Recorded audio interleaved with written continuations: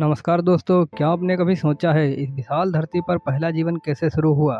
एक समय ऐसा भी था जब यहाँ ना कोई पेड़ था, ना कोई जानवर और ना ही इंसान, बस एक शून्य। और फिर उस शून्य में कुछ ऐसा हुआ जिसने इस दुनिया को हमेशा के लिए बदल दिया। अरबों साल पहले हमारी धरती सिर्फ गर्म लावा और गैसों से घिरी हुई थी। चारों ओर सिर्फ आग और धूल थी और जीवन का नामो निशान नहीं था। धीरे धीरे लाखों सालों की प्राकृतिक घटनाओं के बाद समुद्रों का निर्माण हुआ।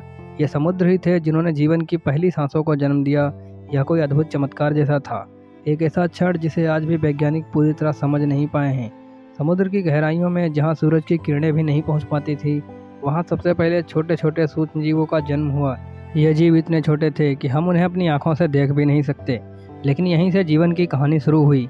उस समय ना कोई हवा थी, ना ऑक्सीजन, और इन सूक्ष्म जीवों ने विषम परिस्थितियों में भी खुद को बनाए रखा। ये सबसे पहले बैक्टीरिया थे जिन्होंने हमारे जीवन की नींव रखी। इन छोटे छोटे जीवों ने धरती के वायुमंडल को धीरे धीरे बदलना शुरू किया। उन्होंने सूर्य की रोशनी का उपयोग करके ऑक्सीजन का निर्माण किया। यह वही ऑक्सीजन थी जो आज हमारे लिए जीवनदायिनी है। अरबों सालों तक इन छोटे जीवों ने समुद्र और वातावरण को बदलने का काम किया, और एक समय ऐसा आया जब धरती पर पहली बार हवा में ऑक्सीजन की मात्रा इतनी हो गई कि जटिल जीवन का जन्म हो सके। फिर आया एक और महत्वपूर्ण मोड़, जीवों का समुद्र से बाहर निकलना। यह एक विशाल कदम था जब छोटे छोटे जीव जो अब जलीय जीवन से हटकर स्थलीय जीवन की ओर बढ़ने लगे थे। यह वो दौर था जब धरती पर विशालकाय जीवों ने कदम रखा। डायनासोर, जिनकी दुनिया बहुत विशाल थी और ये धरती पर सबसे ताकतवर जीव थे, लेकिन प्रकृति की अपनी अलग योजनाएं थीं।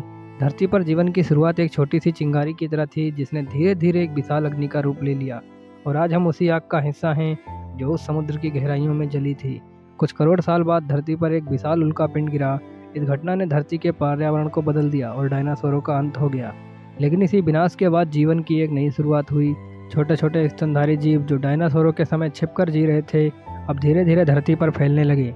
डायनासोरों के विलुप्त होने के बाद धरती का शासन अब छोटे छोटे स्तनधारी जीवों के हाथों में आ गया। ये स्तनधारी पहले भी मौजूद थे, लेकिन डायनासोरों के बड़े आकार और प्रभुत्व के कारण हमेशा छिपे रहते थे। अब जब डायनासोर नहीं थे तो उन्हें खुलकर अपनी जगह बनाने का मौका मिला। इन छोटे स्तनधारी जीवों में हमारी तरह के प्राचीन जीव भी थे जिनसे हमारा धीरे धीरे विकास हुआ। इन जीवों ने ठंड के मौसम में जीने की कला सीखी, क्योंकि उनके शरीर में गर्मी बनाए रखने की क्षमता थी। इस गुण ने उन्हें धरती के हर कोने में फैलने का अवसर दिया। धीरे धीरे वे अपने आप को हर प्रकार के वातावरण में ढालने लगे थे। लगभग 70 लाख साल पहले स्तनधारी जीवों की एक विशेष प्रजाति, जिसे हम प्राइमेट्स कहते हैं, उसने खुद को विकास के अगले चरण की ओर बढ़ाया।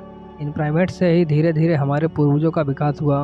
उस समय उनके हाथों और पैरों में बदलाव आया और वे खड़े होकर चलने लगे। यहीं से मानव विकास की यात्रा ने गति पकड़ी। होमो हेबिलस और होमो इरेक्टस जैसे प्राचीन मानव पूर्वजों ने पत्थरों से औजार बनाना शुरू किया। उन्होंने शिकार किया, आग का उपयोग करना सीखा और गुफाओं में रहने लगे। यह समय इंसानों के लिए बेहद महत्वपूर्ण था, क्योंकि अब वे न केवल जीवित रहने के लिए संघर्ष करते रहे थे, बल्कि सोचने, समझने और सीखने लगे थे। कुछ लाख सालों में उनका मस्तिष्क और विकसित हुआ और अब वे समूहों में रहने लगे, भाषा का उपयोग करना सीखा और समाज की नींव रखी। उनके लिए जीवन अब केवल जीवित रहने का संघर्ष नहीं था, बल्कि वे इसे बेहतर बनाने की कोशिश कर रहे थे। और फिर होमो सेपियंस का जन्म हुआ। यही प्रजाति आज के आधुनिक इंसान की पूर्वज है। उन्होंने कृषि की खोज की, गांव बसाए और धीरे धीरे सभ्यता का निर्माण किया।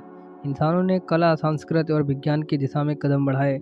उनके संघर्षों और विकास की यही यात्रा हमें आज यहाँ तक लेकर आई है, और यह है धरती पर जीवन की उत्पत्ति से आज तक की कहानी। आप लोगों को ये वीडियो कैसी लगी नीचे कमेंट में ज़रूर बताना, और इस चैनल को जिन्होंने अभी तक सब्सक्राइब नहीं किया है वो प्लीज़ सब्सक्राइब कर लेना।